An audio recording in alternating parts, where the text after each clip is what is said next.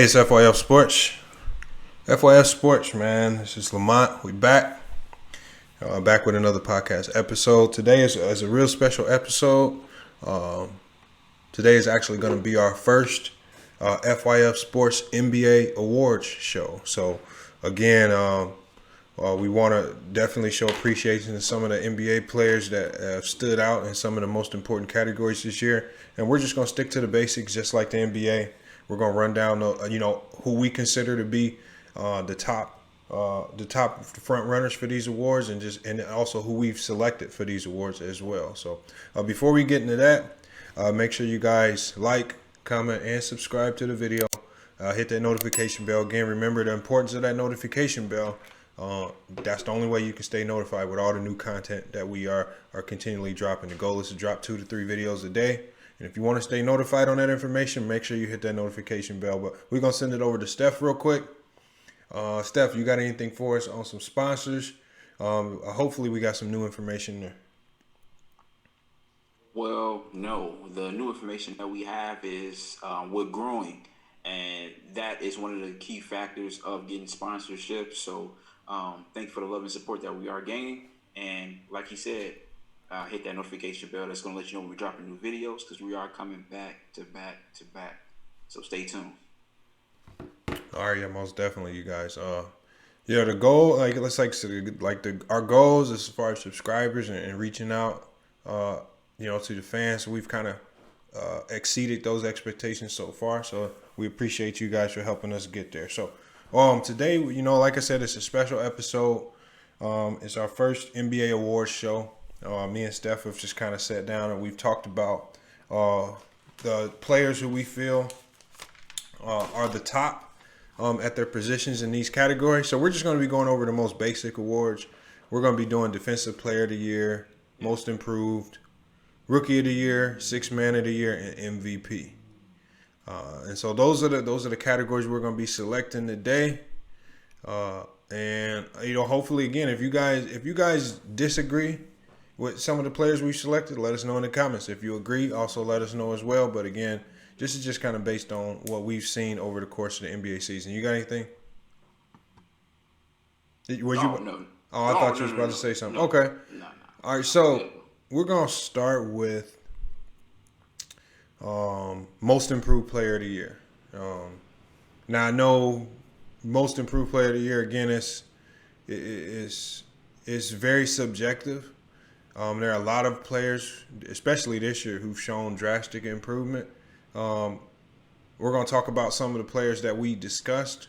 Players that we discussed were Luka Doncic. He's shown a lot of improvement this year. His stat line has just jumped all across the board. He was, to some, he was in the MVP consideration. So did you have any other people in mind that you thought were in consideration before we announced who we selected? Yeah, for sure. So we have Brandon Ingram. His numbers jumped. He became an all-star. That was one of the people that stood out to me as well.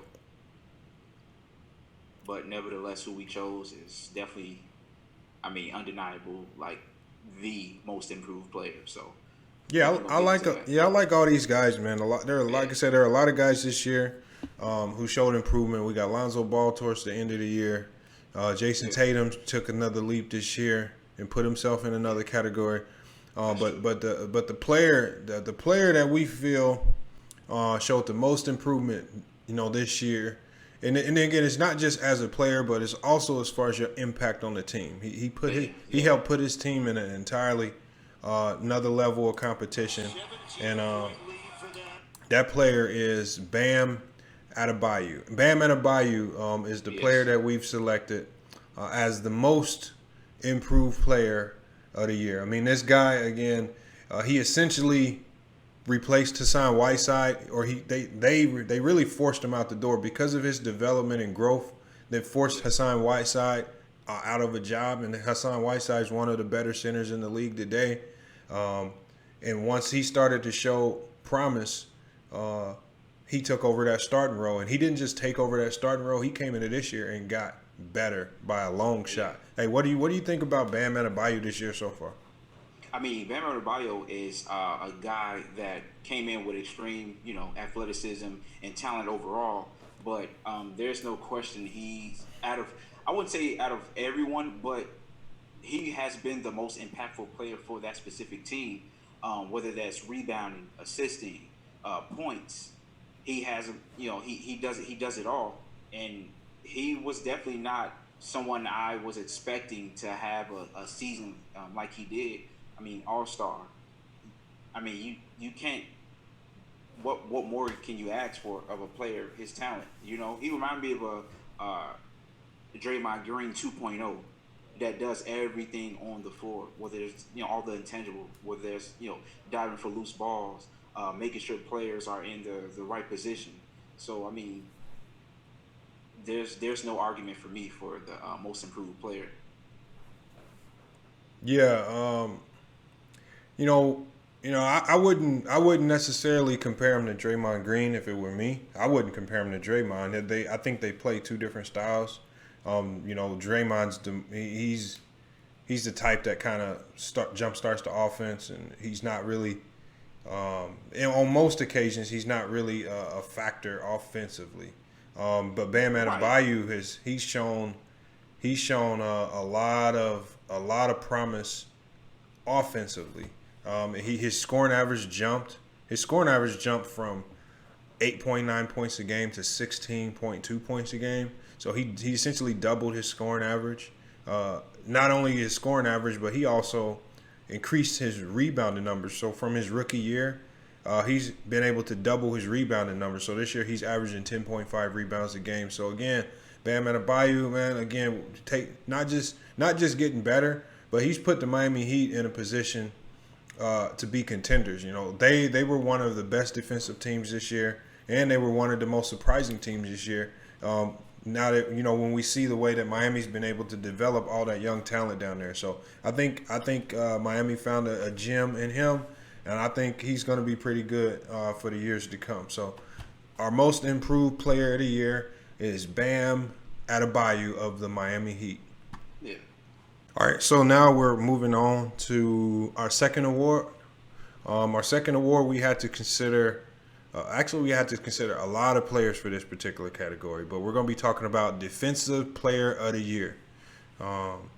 Steph, kind of let me know some of the players that you were initially thinking about going into this list before we speak about who actually was selected for our awards, and then I'll kind of run down mine.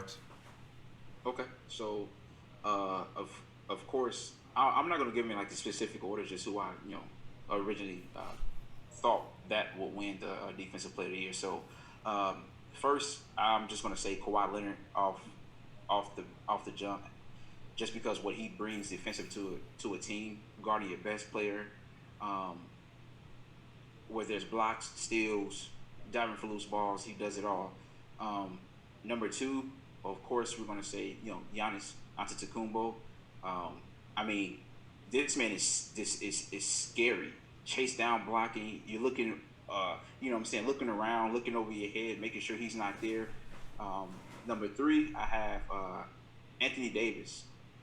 Can play on the perimeter, can defend on the perimeter, can defend guard play, can defend one through five if need be.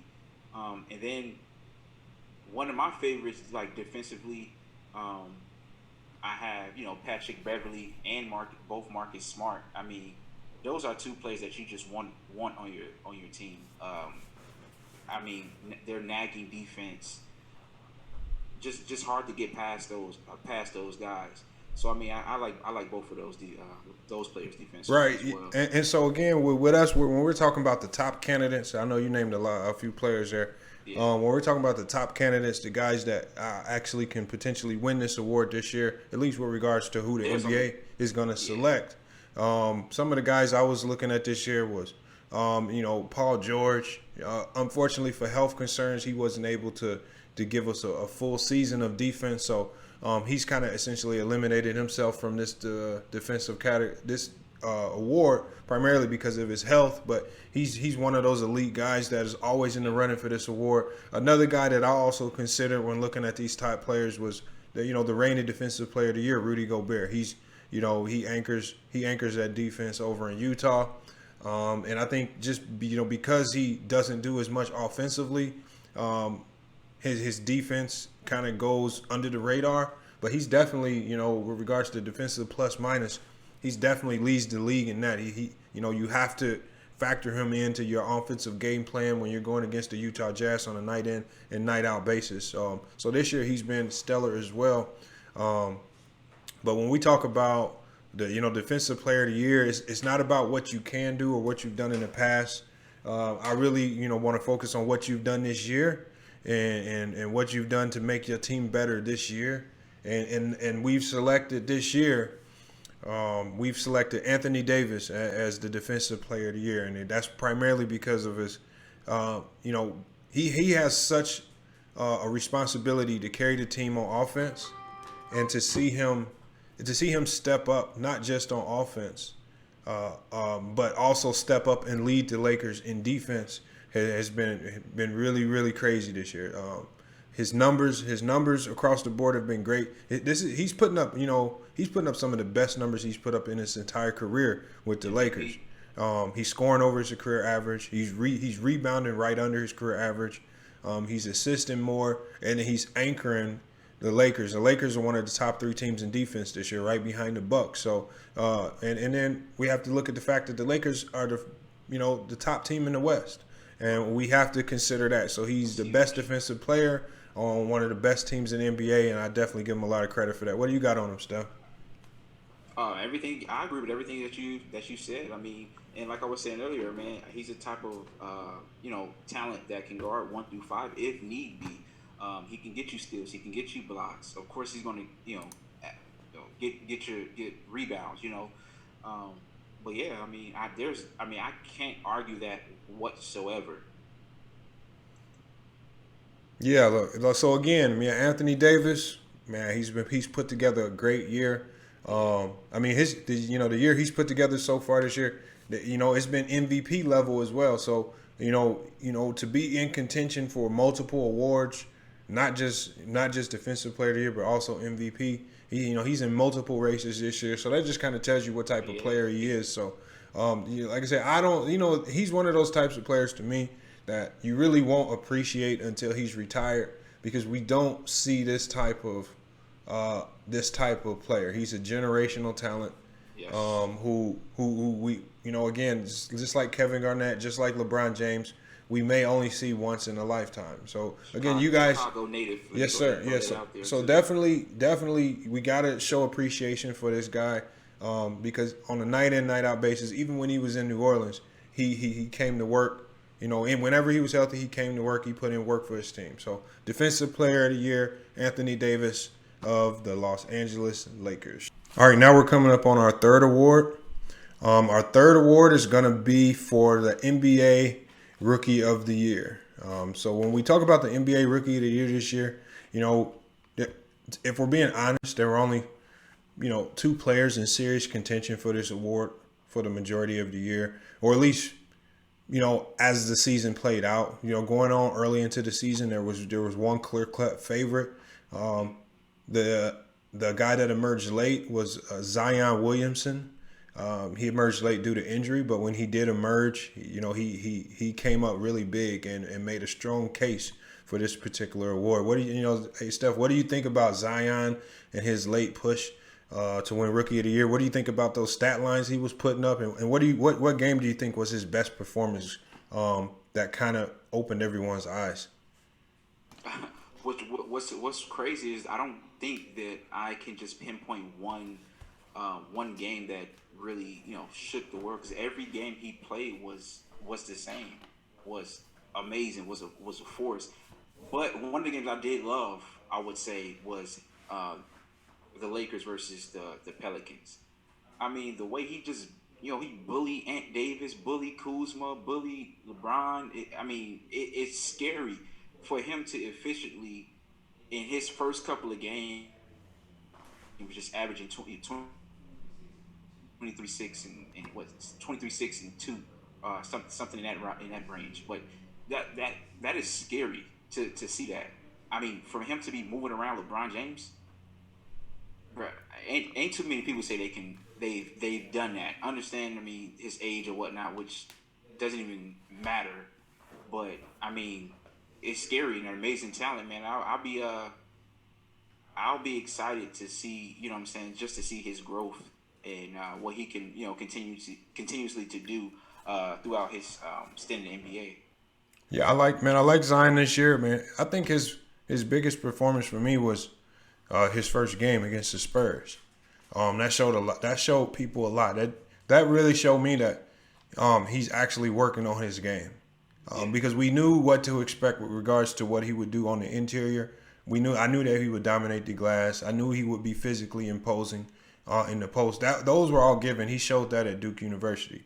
What a lot of people didn't know was that he was actually working on his three-point shot. So against the Spurs, when he's coming off injury, he's probably playing a little timid because he doesn't want to re-injure that knee, and so the Spurs. Greg Popovich decided to have LaMarcus Aldridge back up off of him, and they left him open for wide open threes. And, there are a lot of players. We got stars in the league like Draymond Green, stars like Ben Simmons who won't even take those shots. And Zion Williamson willingly took those shots, and he didn't just take them, but he made them in big moments. We're talking about threes.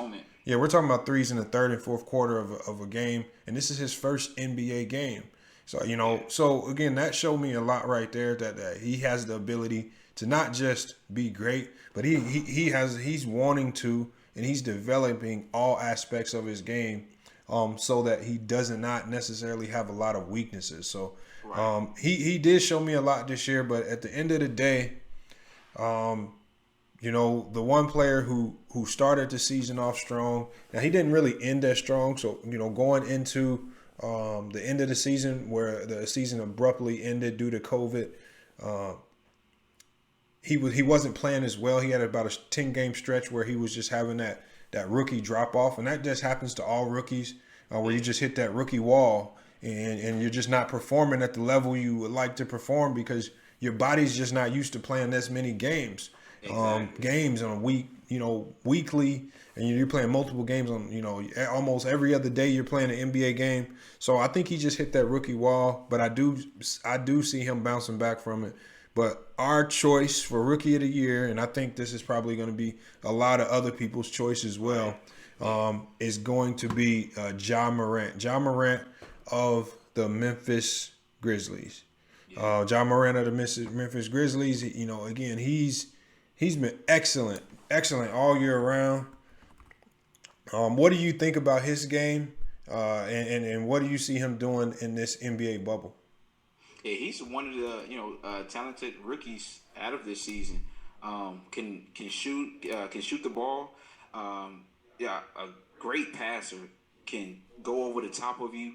Like he said, one of his favorite players was Russell Westbrook. That's someone he modeled one of the players he modeled his game after, and he's not scared of the moment. He's not scared of no one. He's not backing down from no challenge. You see how he was able to go after Kyrie Irving when they played the Brooklyn Nets. Stopped him from hitting the game-winning shot, blocked the shot or whatnot to stop him from hitting the game winner. But he's going to be around for a long time, man. And I can't wait to see it. What do you think he's going to do in the bubble this year? They definitely going to make some noise. I mean, he was able to put on some, put on muscle, able to get back, stay in shape. So, I mean, it's going to be scary. I think they're one of the teams, like you said, like the teams we have to watch out for are the younger teams, like the Pelicans, like the Memphis Grizzlies, because young legs, and those guys are they're newer, they've never been to the playoffs, so they're just going to be running up and down, and that's something that the vets going to have to keep up with at the end of the day. So I think they're going to make a lot of noise.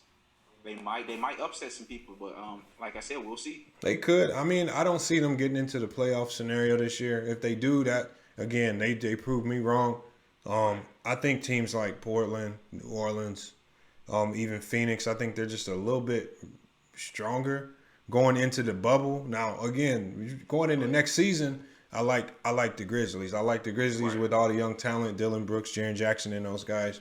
But just within this bubble setting, I don't know if they're ready. But again, with young legs, anything can happen.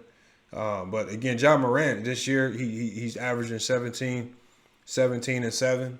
17 and 7 for a rookie. Entering the NBA, learning the NBA game that fast, picking up on it. Although he did hit that rookie wall, he's the one thing I like about his game. He puts on his show, every night. Every night he's gonna give you 100% effort. He's trying to win every game. And then the thing is, now he's getting respect from his peers. So you see, after a lot of these games, the best player from the other team is always going up to specifically talk to him, and that's respect right there, because I think they see something special in him. So, unfortunately for Zion, I wish we could have had a full season of Zion. Due to injury, he wasn't able to. He missed the first half of the season. So by default, I think, and in Ja Morant, that's no disrespect to Ja Morant. He's had a great year this year. But Rookie of the Year for FYF Sports is going to go to Ja Morant of the Memphis Grizzlies. All right, so our next award, and the next award that we're going to be selecting, again, it's over the last few years. This for some reason this award's become a bit more prestigious. I don't know necessarily how or why, but there are a lot of people in the NBA who really look forward to this particular award. They accept this particular role, and then they love to excel in it. So we're talking about Sixth Man of the Year. So we have guys like Jamal Crawford over the last few years, Lou Williams. They've excelled in those six-man roles. Even Manu Ginobili, if we want to go back into the early 2000s, these are all guys who accepted and excelled in the role of being the first man off the bench. So before we select who we feel is the winner, who we feel has been the best sixth man of the year, we're going to just talk about some of the candidates that we felt were in the running for this award, but ultimately didn't win it. So for me, one of the first players that came to mind was Davis Bertans of the Wizards. He's had an excellent year. He's improved all of his numbers. Coming off 2 ACL injuries, he played great in San Antonio. He had an opportunity with the Wizards to kind of rejuvenate his career. And when he got his opportunity, when his number was called with the Wizards, he was one of their best players. He was actually their best player off the bench, especially with his shooting. So he would come off the bench. They're definitely the team's best three-point shooter. And then one thing that surprised me about his game was that he defended at an elite level. So for me, one of the candidates that I really had to consider was Davis Bertans. Steph, what about you? Who did you have on your list in consideration? Yeah. One of the players that I considered was Jordan Clarkson. Given he played for a trash team in the Cleveland Cavaliers, but nevertheless, coming off the bench, he came out and put it on the show and, was just giving buckets. But as he got traded to Utah Jazz, he really stepped it up a notch. Like, he took it to the next level. And I feel as if he would have, started with the Jazz, I think we would be, it'd be a different conversation. That's just me, my personal opinion.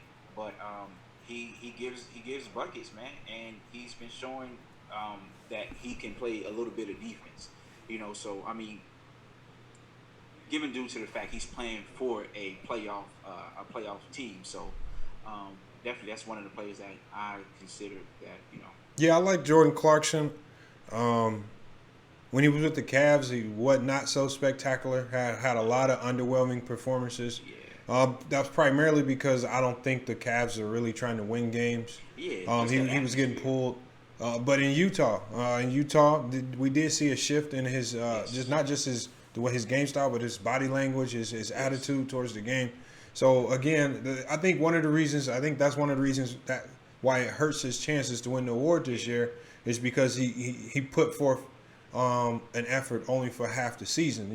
When he was with Cleveland, and again, that's due in part to just the circumstances going on over there in Cleveland. One of the worst teams in the league.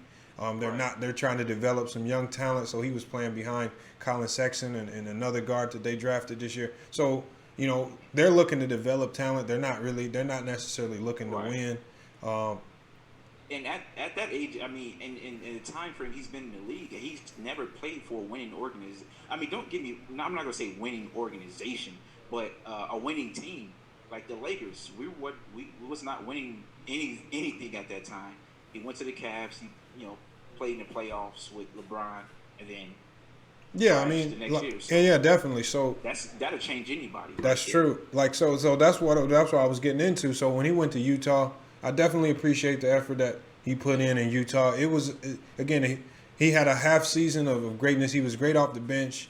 Yeah. He was kind of thrust in that starting role some due to injuries for Mike Conley. So I don't know if he was a true six man, but when Mike Conley was healthy, he was definitely the first man off the bench. So because of that, we decided to select a guy who, again, on a night in, night out basis, he brings high energy, high effort, and not just high energy, high effort, but he brings a lot of production as well.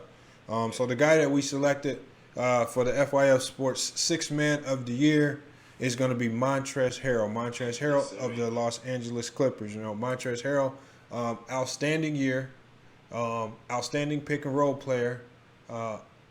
Just to be a leader on a team with a lot of great players, especially at that younger age. And I respect the way he's kind of grinded his way through the NBA. He's been through the G League. He dealt with some tough times in Houston. Still came out, still played hard every night. And when he got an opportunity with the Clippers, he made the most of that opportunity, even though it was a roll off the bench. So a lot of players would kind of, shy away from being the best sixth man. But I like the fact that he's excelled in that role. And now he's even went as far as telling the coach, don't even start me. I want to come off the bench. Yeah. I want to continue to excel in this role. So you got to, like I said, you have to respect that. What do you think about Montrezl Harrell and some of the numbers he's put up this year? I've always been a fan since Louisville, bro. Like him and Russ Smith, bro. Like it's like he got that old school feel to him as well. Like he don't take no shit from nobody. He's not going to complain. He's going to complain to the refs, but he's going to complain while he's running up the court. You know what I'm saying? Like he don't take plays off, and that's what you expect from not just a six man, but just from a leader overall. And there's no better player, man. I understand like Lou Williams, on that team, and he holds it down as well. But I mean, offensively, defensively, Montrezl Harrell, bro, overall favorite. I think he's the winner of this award. Yeah. Not because of his stat line, but the one thing I look at is, as a sixth man, the first thing I always look at is how many minutes are you playing a game. This man is only averaging 26 to 27 minutes a game, and he's coming in. He's giving you 18 and 7 rebounds. And only there's some NBA players that can't get that type of stat line in 40 minutes. So he's coming in with fewer touches, playing under great players like Paul George and Kawhi Leonard, and he's still able to come in and give you high production. So that means he's out there finding ways to score even when there are great players on the court, which for some players can be extremely difficult to do. So he don't give up on the play. No, he doesn't. I've never seen him give up on a play. High effort. I would say his only weakness, I think the only one thing I would like to see him improve on going into the future would be his interior defense, just on the low post. Now that's where he's kind of got exploited by guys like Jokic or Vucevic for Orlando. They've been able to exploit him when they can isolate him on that low post block. He is a smaller, at the end of the day, he's still a smaller center. So it is amazing that he's been able to do everything he's done at that size. But again, there's always room for improvement. But over the course of the last 4 years, he's improved his numbers every year. Since he was in Houston, his numbers have always went up, and that's even dealing with tough times in Houston, going back and forth to the G League, back on the team. So Montrezl Harrell of the Los Angeles Clippers is the FYF Sports Sixth Man of the Year. Sixth Man of the Year for Montrezl Harrell. All right. So for the last award is going to be the FYF Sports NBA MVP. NBA MVP, again, this is the most prestigious award. A lot of NBA players are in consideration, or at least a lot of the top guys are now in consideration for this award this year. But at the end of the day, there were definitely two clear-cut favorites. So much so that me and Steph had co-MVPs because we couldn't come to a decision on either one. They both had great years. But before we get into who we actually selected, we're gonna go ahead and just break down some of the guys that were in consideration for the award, and we'll break down what they did to lead their teams. But unfortunately, they couldn't win the award because their seasons just were not as great. So when we're talking about guys that were in contention, we're looking at Luka Doncic, we're looking at Kawhi Leonard, Nikola Jokic. These were three guys that were definitely right in the mix. They were right in the mix, but with Jokic, he started the season off slow and sluggish. He was out of shape. There were a few months there where he was very, very ineffective while the team waited for him to get in shape. Luka Doncic, his numbers jumped drastically going into his second year. He definitely played at an MVP level. His team struggled, with injuries to Kristaps Porzingis. Luka showed me a lot this year. From his basketball IQ, basketball savvy, he's not the most athletic guy, but even being the least athletic guy on the court, he still finds a way to get whatever shot he wants, and then he ultimately has one of the most deadly step backs in the game. When we're looking at Luka Doncic, he's definitely on his way. He's going to be in the MVP consideration probably for the next 10 years or so. He's going to go down as one of the greats. And then for me, I really, really had to consider James Harden. The man is averaging 34 points a game. Definitely one of the most dominant scorers of the game. Probably the most dominant scorer we've seen over the last 10 years. James Harden is definitely in consideration. Unfortunately, his team success, I think, for me, hurt me having to select him for the MVP. So Steph, who did you have on your list going in, and why were they on your list? Well, I pretty much didn't even have a list. I was just straight to who I thought that would have won the NBA MVP.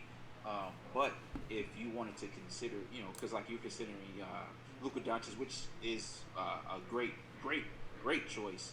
And then you were talking about James Harden and things of that nature. But if I had to consider a player, I would say Chris Paul, just because of what he was able to accomplish in OKC, them being a playoff, contender, and just what he overall brings to that team, defensively, offensively, on and off the court, and helping those players grow and get better each and every day.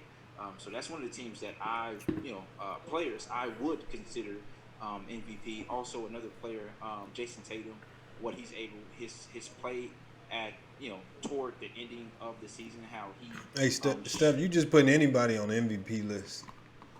I'm just saying those are. If I'm just happen to pick a player that I would maybe consider to be in the talks of an MVP, NBA MVP, it would be those two. Yeah, let's go with the top guys, the top 5 candidates. When we talk NBA MVP, I'm straight to who I think. I don't even pick one. I mean, three players. Three players. If we want to go there, I got in my top 3. I got Giannis, LeBron, and AD. All right, that's fair. All right, so basically, again, like I said, I like to look at everybody because, again, I want to give everybody a fair shot. There are a lot of guys on this list, especially Luka and James Harden, that you have to really consider. And they make this decision a lot harder because of the types of seasons that they had. And with James Harden, year in and year out, he was always going to be in consideration. Same with Luka Doncic. With his numbers, Luka Doncic, you're talking about a second-year player that's averaging 28 points a game. 28 points a game is 8 assists. That's not normal. Those are not normal second-year numbers. So we have to consider he's in consideration, but again, I factor in a lot of things. It's not just your individual performance.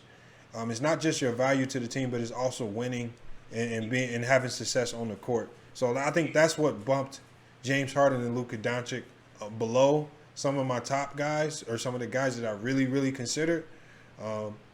But that's one of the things that factored for me. But that's why I think the NBA, like when it comes to MVP awards, I feel like it should be playoffs should be taken into accountability for the NBA MVP. Well, you can't because the playoffs they award it before the playoffs are done. Right, I'm saying that's something that they should consider doing because like. But that's why they have Finals MVP. Because that's why they have two separate MVPs. You have Finals MVP.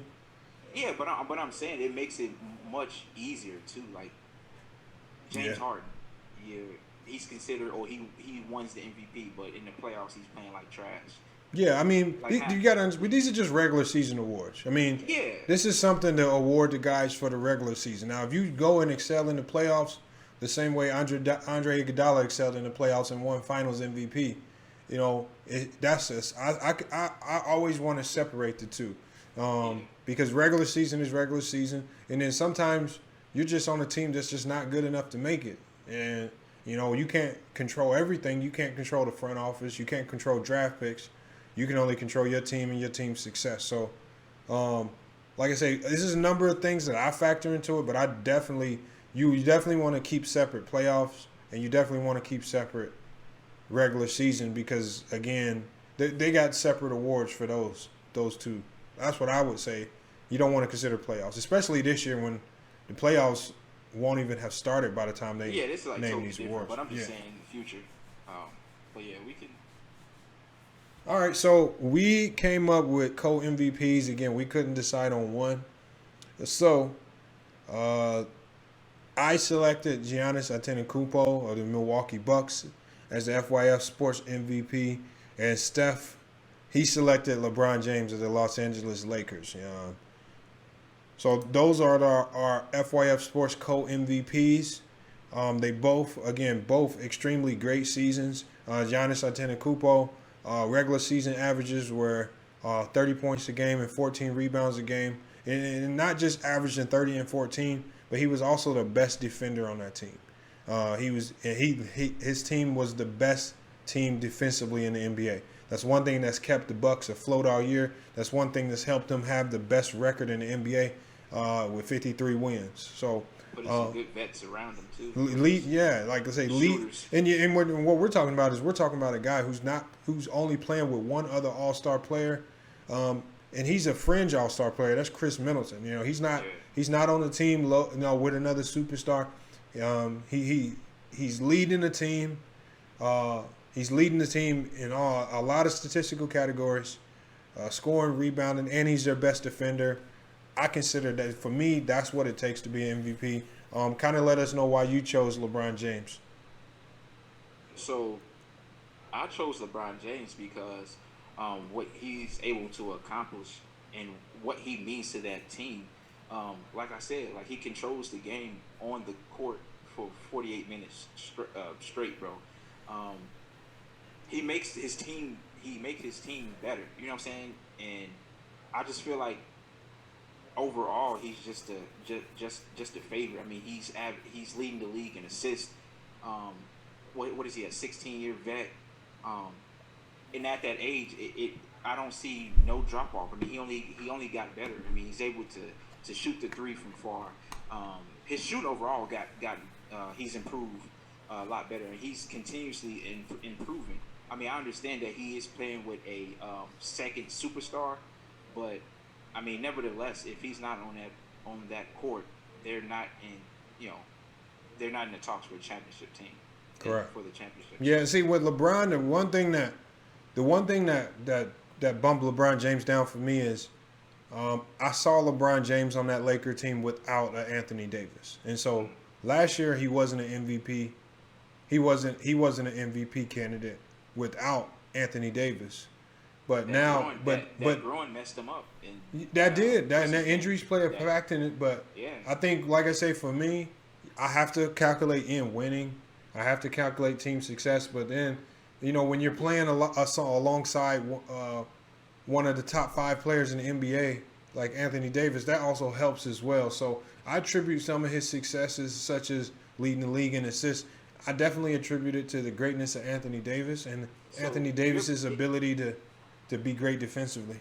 But like you said, you're basing off of last year. No, it's basing off this year. But you just.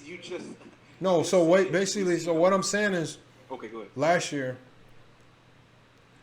we saw him without Anthony Davis.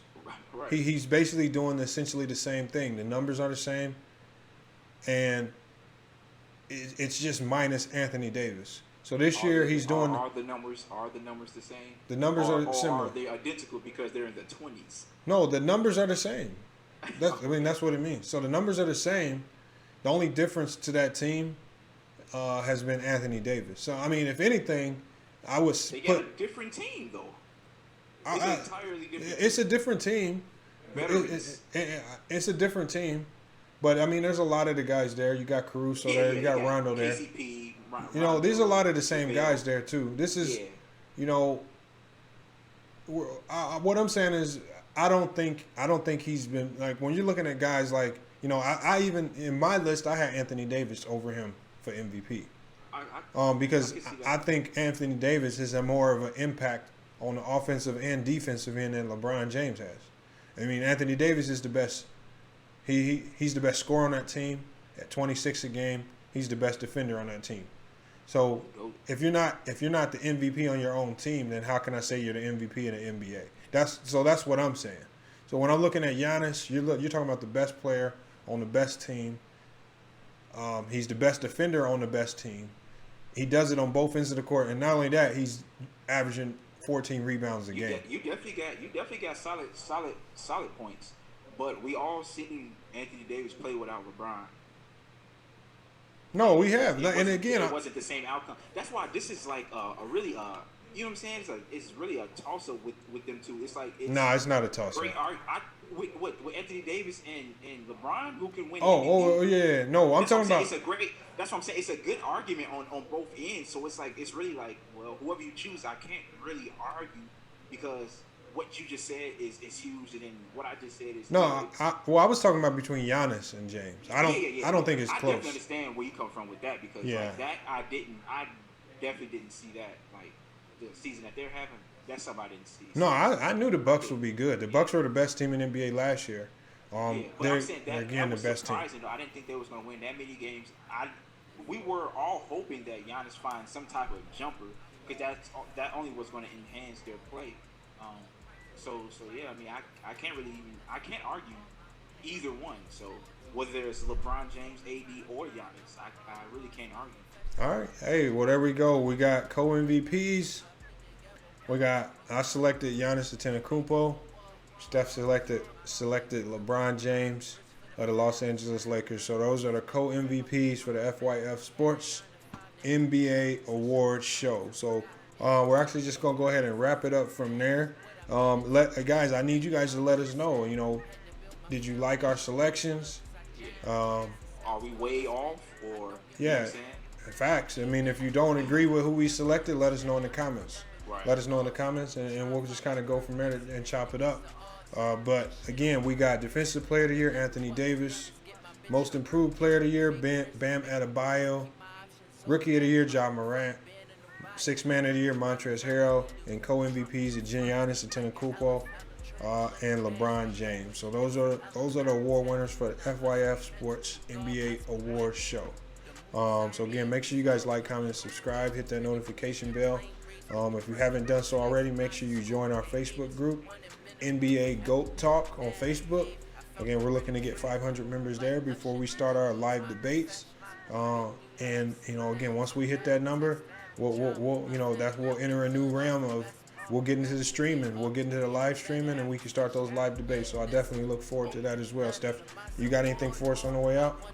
Yeah, man, I can't wait till that NBA GOAT Talk. Everything starts, everything pans out, because man, I'm gonna get on some of y'all heads, boy. All right, we'll see. Hey, Steph, you got a lot of people coming at you in the comments. So yeah, I'm seeing. I can't wait. I cannot wait. All right, hey, well, hey, y'all, Steph said he's coming for you, I'm so gonna have to play some of y'all one-on-one too, man. So y'all talking all that stuff. But that's another time. all right, y'all. So, hey, it's been another great episode. Again, like I said, this is our first FYF Sports NBA Award show. I look forward to doing these in the future, man. Again, it's fun going through this list, selecting the top players in the NBA. So, again, if you haven't done so, y'all need to subscribe. Y'all need to go follow us on social media. Make sure y'all also go subscribe to Steph's family channel. Steph has a family channel that's going to be in the link in the description. So make sure you check that out as well, man. We can get his subscriber count up as well on there. So another great episode, FYF Sports NBA Award Show, and we're out.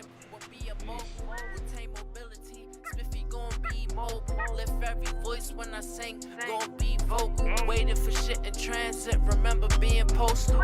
Dodge the alphabet, boys, keep eye out for locals. I'm international, Spiffy can't be local. Think they surf borders, how they try and ride waves. Some people put trust in me, I'll take it to my grave. Felt like I walk on water ever since I got paid. The diesel boom can jack the prices up on the heads.